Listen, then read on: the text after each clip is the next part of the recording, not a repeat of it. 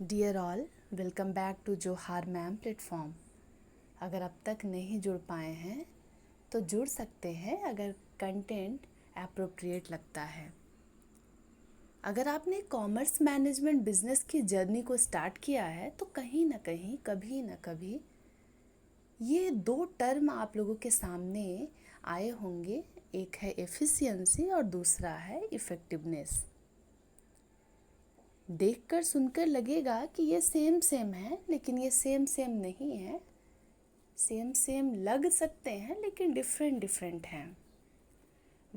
अगर master in management studies MBA कर रहे हैं, बीकॉम बीबीए के स्टूडेंट हैं, तो आपके लिए ये जर्नी आसान नहीं रहेगा। ये लॉन्ग आंसर में पूछा जाने वाला सवाल है और आएगा ही, इसकी गारंटी मैं लेती हूँ।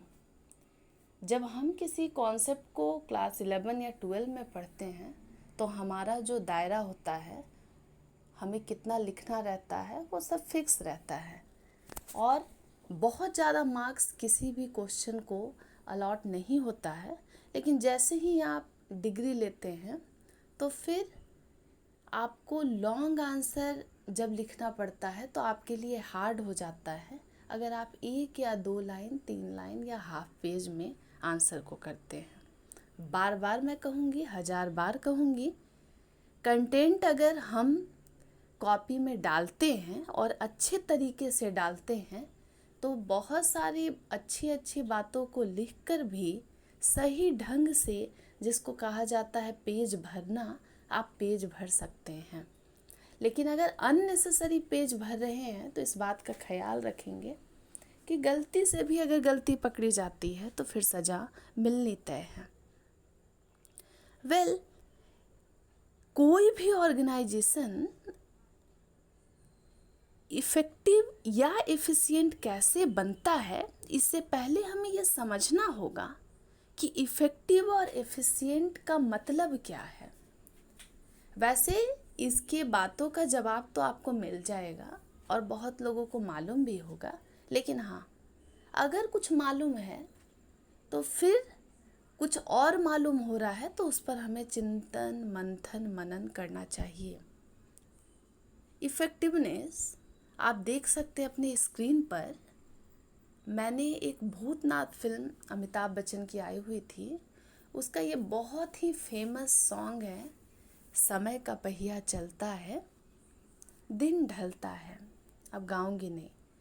तो ये भूतनाथ फिल्म में ये गाना जो है वो शामिल है। ये गाना डिनोट कर रहा है, बता रहा है कि टाइम जो है बहुत प्रीसियस है और टाइम एक सर्कल से घूमता रहता है। आज एक बच्चा है, बच्चा यंग हो जाएगा, फिर बूढ़ा हो जाएगा, फिर बाकी जितने भी हमारे लाइफ के जितने भी फेजेज हैं हम उसको पूरा का पूरा कंप्लीट करते हैं, फिर ये सर्कल चलता ही रहता है। ये जो लिख रहा है समय का पहिया चलता है, यहाँ समय मतलब टाइम। अब आप देखेंगे अपने स्क्रीन में जो दूसरा लिखा है मैंने, इफ़ेक्टिवनेस, वहाँ मैंने जानबूझकर टी को कैपिटल में लिखा है। अब ये टी मतलब है टाइम। तो अगर आपको कॉन्सेप्ट ऐसे नहीं भी याद हो रहा है तो याद रखिएगा, इफ़ेक्टिवनेस में टी है और ये जो टी है ये टाइम को डिनोट कर रहा है। मतलब किसी भी ऑर्गेनाइजेशन में हमें जो टास्क कंप्लीट करना है, हमें जो भी अपना काम कंप्लीट करना है, उसमें टाइम बाउंडेशन है, डेडलाइन है, टाइम लाइन है। हमको अपने काम को उसी टेन्योर में, उसी ड्यूरेशन में कंप्लीट कर लेना है। ऐसा ना हो कि एक प्रोडक्ट हमें बनाना हो और हम उसमें 100 साल लगा दें। अगर ऐसा हो जाएगा तो हम बहुत ज़्यादा लॉस में चले जाएंगे और इसका बहुत ज़्यादा हमें नुकसान उठाना होगा। बस मैं जैसे बोल रही हूँ, आप इस कंसेप्ट को शॉर्ट इस तरीके से समझें। अब उसी फिल्म में एक गाना है, सॉरी उसी फिल्म में नहीं है, उसमें तो बहुत सारे गाने हैं, लेकिन ये भी गाना जो है थोड़ा सा आपको लग सकता है पुराना, ट्रेडिशनल, लेकिन बागबान एक फिल्म आया था और देखिए उसमें भी अमिताभ बच्चन ही थे। यहाँ है, हर घड़ी करे रखवाली, पत्ती पत्ती डाली डाली, सींचे बागबान। यहाँ मैं क्या बता रही हूँ? हर घड़ी करे रखवाली, पत्ती पत्ती डाली डाली। तो ये जो हमारा बगीचा है, जो हमारा बागबा है, ये चारों तरफ जो भी हमने अपने आसपास में जो प्रकृति को सजा के रखे हैं हम, तो उसमें हर पत्ते पत्ते पर अगर हम एक पेड़ लगाए हैं तो उसमें माली जो है वो उसमें पानी डाल रहा है, उसको जिंदा रख रहा है, और हर पेड़ पौधे पर मेहनत किया जा रहा है ताकि वो खिल सके। उसी तरीके से बागबान जो मूवी का पूरा कॉन्सेप्ट था कि ये माता पिता जो हैं अपने बच्चे को ज़िंदगी भर पालते हैं, पोसते हैं, बड़ा करते हैं, लेकिन एक समय के बाद बच्चे जो हैं अपने मम्मी पापा को ही बर्डन समझते हैं। यहाँ जो पत्ती पत्ती डाली डाली है, ये जो पत्ती पत्ती डाली डाली है, यहाँ मैं डिनोट कर रही हूँ इससे रिसोर्सेस से। अब रिसोर्सेस मतलब साधन या संसाधन, जिनके सहारे हम किसी भी चीज़ को बना सकते हैं। आपने समझा कि इफ़ेक्टिवनेस में टाइम बॉन्ड है। अब हम आते हैं एफिशिएंसी, जहाँ सी को मैंने कैपिटल में बताया है, यहाँ सी मीन्स कॉस्ट है। तो इफ़ेक्टिवनेस कहीं ना कहीं टाइम पर फोकस करता है और एफिशिएंसी कहीं ना कहीं कॉस्ट पर फोकस करता है। अब एक बात आप ध्यान से सुनेंगे, ये दोनों शब्द हम इंटरचेंजेबली यूज कर रहे हैं, एक दूसरे के बदले भी यूज कर दे रहे हैं। हमें मालूम नहीं है कि ये दोनों ही टर्म अलग अलग हैं और दोनों का ही अपना अपना इम्पोर्टेंस है। फॉर एग्जाम्पल, आपके घर में आपके 2-3 भाई बहन और हैं, बहुत सारे आप लोग सिबलिंग्स हैं। अब होगा क्या कि कोई आदमी बाहर से सडनली आया और वो बोल रहा है कि जो जैसा बड़ा है बिल्कुल छोटा भी तो वैसा ही दिख रहा है, उसके बाद भी जितने बच्चे हैं वो सब तो एक ही जैसे हैं, एक ही मम्मी पापा के बच्चे हैं। लेकिन आपको मालूम है कि एक ही मम्मी पापा के बच्चे तो हैं, लेकिन सभी भाई बहनों में बहुत सारे उनके पर्सनालिटी में डिफरेंसेस होंगे। सुनने में तो एफिशिएंसी और इफ़ेक्टिवनेस लग एक जैसा रहा है, लेकिन दोनों का मतलब अलग है। From organisational point of view इस बात को ध्यान रखेंगे कि इफ़ेक्टिवनेस कहता है कि अगर हमें कोई भी टास्क को कंप्लीट करना है तो उसको सही समय पे टाइमलाइन, जो हमारा डेडलाइन है, उससे पहले कंप्लीट कर देना चाहिए। अगर कोई ऑर्गेनाइजेशन लिमिटेड टाइम पीरियड में, जिस टाइम फ्रेम में उनको अपने काम को करना है, वर्क को, टास्क को कंप्लीट करना है, अगर वो लिमिटेड टाइम पीरियड में उसको कंप्लीट कर रहा है, मतलब क्या कहा जाएगा कि वो ऑर्गेनाइजेशन इफ़ेक्टिव है। दूसरी बात, अगर कोई ऑर्गेनाइजेशन बिना रिसोर्स के वेस्टेज के, बिना किसी संसाधन के बर्बादी के, कम से कम कॉस्ट में, क्योंकि एक बात बताइए, जब रिसोर्सेस वेस्ट ही नहीं हो रहे हैं, यहाँ कौन कौन से रिसोर्सेस हैं? तो यहाँ पर मैन पावर जो वर्कर है वो खुद भी तो ह्यूमन भी तो एक रिसोर्स होता है। दूसरी बात, कंपनी में हमारे पास हमारा रॉ मटेरियल है, ये भी तो रिसोर्सेस ही हैं। और जो भी काम हम पूरे के पूरे प्रोडक्ट को बनाने में जिन जिन सोर्सेस का सहारा लेते हैं, जिनके जरिए अपने टास्क को कंप्लीट करते हैं, वो सभी तो रिसोर्सेस ही हैं। और आपको मालूम है कि कुछ नेचुरल रिसोर्सेस होते हैं जो गॉड के द्वारा, जो यूनिवर्स के द्वारा वो हमारे लिए गिफ्ट है। दूसरी बात, कुछ ऐसे भी रिसोर्सेस हैं, जो रिसोर्सेस जिनके सहारे आप काम कर सकते हैं, जैसे मैन पावर, पर्सन है, हम सभी ह्यूमन हैं। मैनेजमेंट, जो पूरा का पूरा प्रोसेस ही चलता है कि हम आदमी के सहारे ह्यूमन एलिमेंट के तहत अपने काम को कर सकते हैं, करवा सकते हैं, वो भी तो रिसोर्स है। हमारा मनी भी तो रिसोर्स है, जिसके सहारे प्रोडक्शन होता है, जिसके सहारे हम पूरे के पूरे मार्केटिंग फंक्शन को परफॉर्म करते हैं। तो मनी, मटेरियल, कैपिटल, एंटरप्रेन्योरशिप, सब तो रिसोर्सेस ही हैं। तो एफिशिएंसी कहता है कि कम से कम बिना रिसोर्सेस के वेस्ट के, मान लीजिए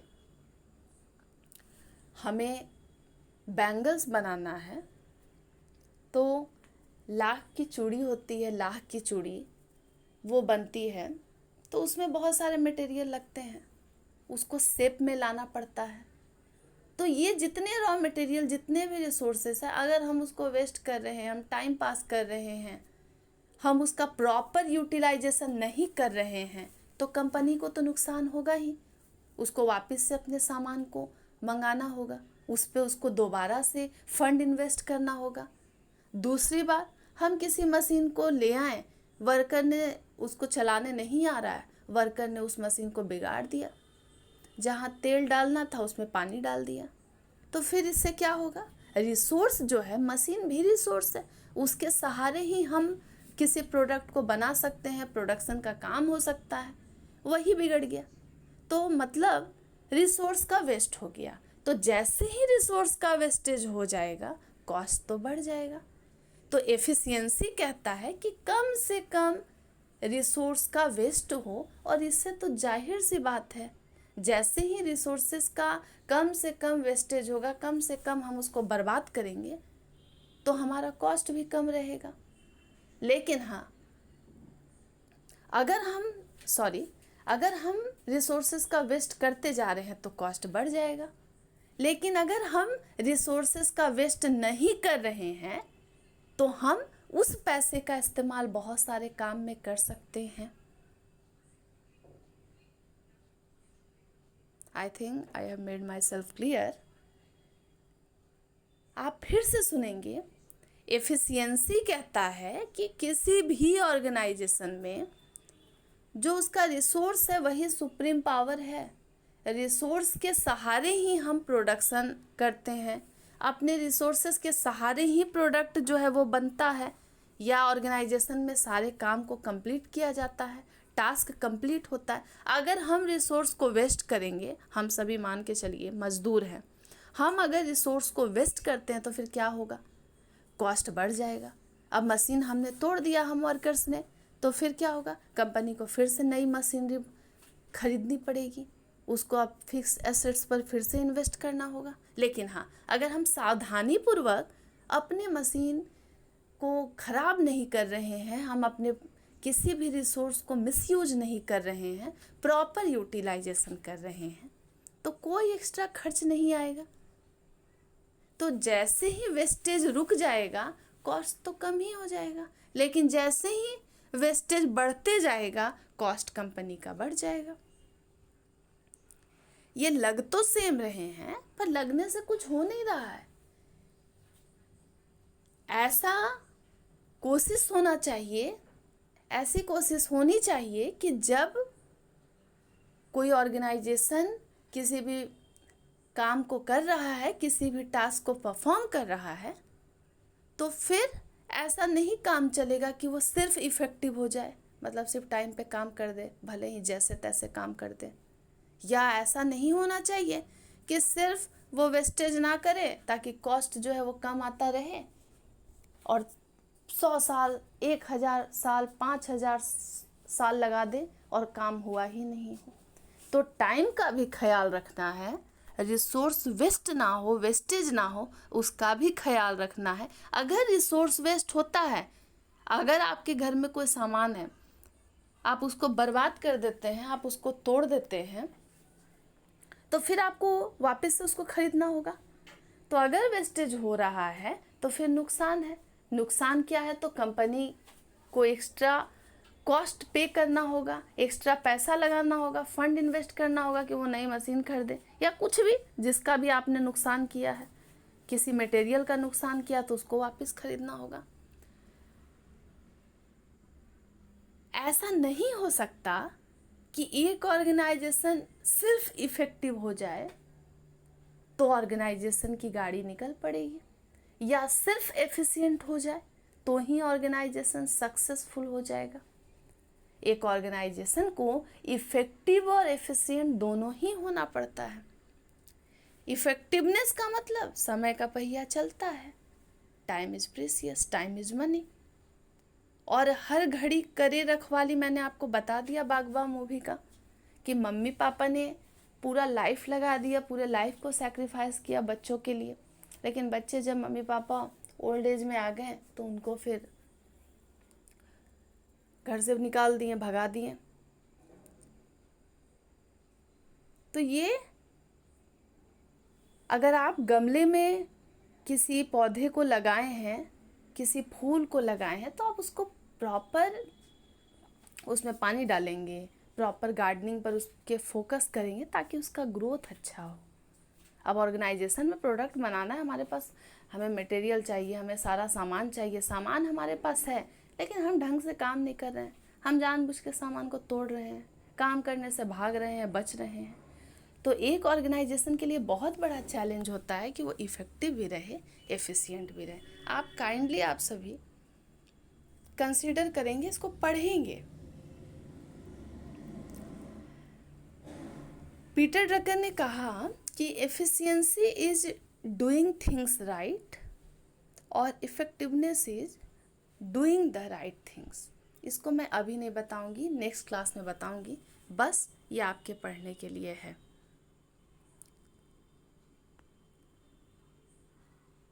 जितना कुछ आपको इस स्लाइड में दिख रहा है, आप इसको काइंडली पढ़ेंगे, और जब आप इसको पढ़ेंगे तब आपको ये समझ आएगा कि कितना बड़ा ये कंसेप्ट है, एफिशिएंसी और इफ़ेक्टिवनेस। एफिशिएंसी जब हम बात कर रहे हैं कि रिसोर्सेज का वेस्टेज कम हो ताकि कॉस्ट कम आए, और इफ़ेक्टिवनेस जिसकी बात कर रहे हैं कि टाइम फ्रेम में, टाइम बाउंडेशन में काम हो जाए। एफिशिएंसी बात ही कर रहा है कि हमको रिसोर्स का वेस्ट नहीं करना है। अगर रिसोर्स का वेस्ट हो रहा है तो अगर हमने कुछ एफर्ट लगाया होगा, मेहनत लगाया, वो उसका भी वेस्टेज है। मालिक का पैसा तो जा रहा है, चलो मालिक को परेशान कर रहे हैं, हमारी भी तो कुछ मेहनत लगी होगी।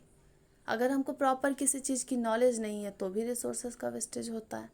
कई बार कई वर्कर जानबूझ के प्लानिंग कर लेते हैं कि चलो मालिक को परेशान करते हैं, मालिक के साथ मजाक करेंगे, मज़ा आएगा।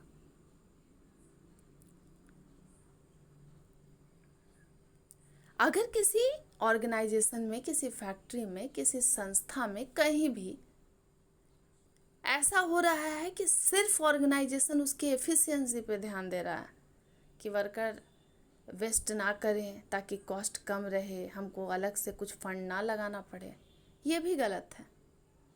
तब तो वर्कर काम करते रहेंगे बिना किसी नुकसान के।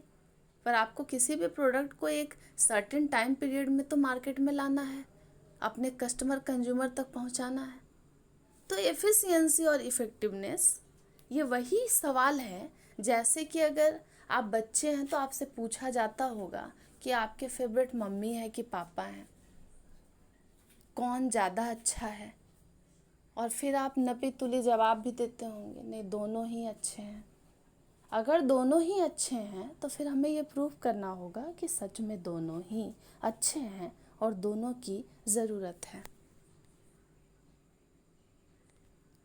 और इफ़ेक्टिवनेस जो है, जब हम टाइम की बात कर रहे हैं, तो जब आप पूरे के पूरे इस कंसेप्ट को पढ़ेंगे तो आपको मालूम लगेगा कि एफिशिएंसी तो जो प्रोसेस है वो तो है ही, उसका तो ध्यान करना ही है। इफ़ेक्टिवनेस पूरे के पूरे इम्पैक्ट की बात करता है, पूरे के पूरे रिजल्ट की बात करता है, वो आउटकम की बात करता है। टाइम पर काम का हो जाना, इसी के लिए तो कंपनी स्ट्रगल करती है। ये सुनने में आसान लग रहा है कि बस काम को समय पे कर दो तो बाप रे नाम हो जाएगा, ये उतना आसान नहीं है। और नहीं कि सिर्फ बिना वेस्टेज के काम कर दिए, तो इसमें भी महानता है।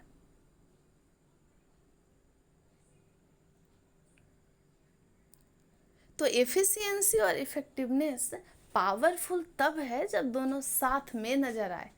ऐसा न हो जाए कि सिर्फ हम एफिशिएंट ही बन जाएं और सिर्फ इफ़ेक्टिव ही बन जाएं। अब कुछ को लगता क्या है कि एफिशिएंसी ही एक तरीका है, एक टैक्टिक्स है जिसके थ्रू हम कॉस्ट को कम करते हैं। हाँ भाई, बिजनेस के लिए यही तो ज़रूरी है। रेवेन्यू ज़्यादा से ज़्यादा हो, प्रॉफिट ज़्यादा से ज़्यादा हो और कॉस्ट कम से कम हो, खर्चा कम से कम हो। एक्स्ट्रा खर्च तो बर्डन है कंपनी के लिए। तो ये एक तरीके से स्ट्रैटेजिक गोल है, प्लानिंग है, और ये दूर दृष्टि है कंपनी के लिए। उनका विज़न होता है कि अगर ऐसा हम करेंगे कॉस्ट कम होगा तो ज़्यादा से ज़्यादा प्रॉफिट जनरेट होगा, रेवेन्यू जनरेट होगा। अब उस प्रॉफिट का फ़ायदा आपको सैलरी के रूप में मिलेगा, कंपनी के लिए तो प्रॉफिट है ही, और उसी प्रॉफिट के बाद बोनस भी मिल जाएगा एंड सो ऑन। प्रक्रिया लंबी है। फिर डिविडेंड का भी कंसेप्ट है। अब इफ़ेक्टिवनेस जो है, लोगों को लगता है कि अगर हम एफिशिएंट हो गए, अगर हमने वेस्टेज कम किया तो हम टाइम पे ही काम भी कंप्लीट हो जाएगा, इफ़ेक्टिवनेस भी उसी से हो जाएगा। लेकिन इफ़ेक्टिवनेस एक अलग सा काम है जो कि बहुत बड़ा काम है। ये सबसे बड़ा चैलेंज है। मुझे तो लगता है कि एफिशिएंसी पे कहीं ना कहीं आप थोड़ा सा वर्क भी कर लें, वर्कर्स से डील भी कर लें। टाइम पर काम करवाना बिगेस्ट चैलेंज है।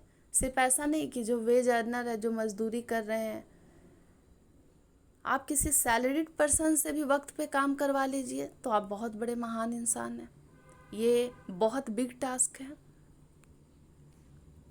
वेल, इस स्लाइड को मैं छोड़कर जा रही हूँ इसलिए कि आप इसको पहले पढ़ेंगे, लेकिन मैंने जितनी बात को पहले बताया है उसको पढ़ेंगे, उसके बाद हम कुछ और नेक्स्ट क्लास में हम पढ़ेंगे दोनों के डिफरेंस को डिटेल में। लेकिन आज एक बेसिक अंडरस्टैंडिंग एफिशिएंसी और इफ़ेक्टिवनेस पर, ये बात लिख कर ले लेंगे, मान जाएंगे कि एग्ज़ाम के दौरान, एग्ज़ाम में ये क्वेश्चन आपके पेपर में ज़रूर होगा। और अगर मैनेजमेंट के स्टूडेंट हैं और BBMQ के हैं, वैसे देश दुनिया में आप कहीं से इस वीडियो को देखेंगे, आप सभी को पढ़ना है ये टॉपिक। लेकिन हाँ, अगर BBMQ से हैं, HR स्पेशलाइजेशन है, तो लास्ट पेपर जो है organisational development and change management, paper number 415, ये उसका कंसेप्ट है। इसको एक बार पढ़ेंगे, ध्यान से पढ़ेंगे। वेल, मेरी हैंड रिटेन नोट्स भी है, इसको कंटिन्यू करेंगे पर नेक्स्ट क्लास में। अगर आप चाह रहे हैं तो चलिए थोड़ा सा ध्यान दे देते हैं। इफ़ेक्टिवनेस मतलब आई will complete this job in 2 hours, और आप समझ सकते हैं 2 आवर्स मतलब टारगेट की बात कर रहा है, टाइम की बात कर रहा है। Efficiency with least wastage of resources, I will complete this job with minimal resources. कम से कम संसाधनों के जरिए हम अपने काम को कर लेंगे। एक टाइम की बात करता है, दूसरा कॉस्ट की बात करता है। और कॉस्ट की क्या बात करता है कि अगर वेस्टेज ही नहीं हुआ रिसोर्सेज का तो कॉस्ट जनरेट ही नहीं होगा। लेकिन हाँ, अगर वेस्ट बहुत ज़्यादा हो जाता है, रिसोर्स को हम प्रॉपर यूज नहीं करते हैं, तब तो बहुत नुकसान है। कंपनी को एक्स्ट्रा बर्डन है, कंपनी को बहुत ज़्यादा फिर खर्चा हो जाएगा। एफिशिएंसी मतलब doing the things right, effectiveness मतलब डूइंग द राइट थिंग्स। अभी नहीं, नेक्स्ट क्लास में बताऊंगी। आज के लिए इतना ही।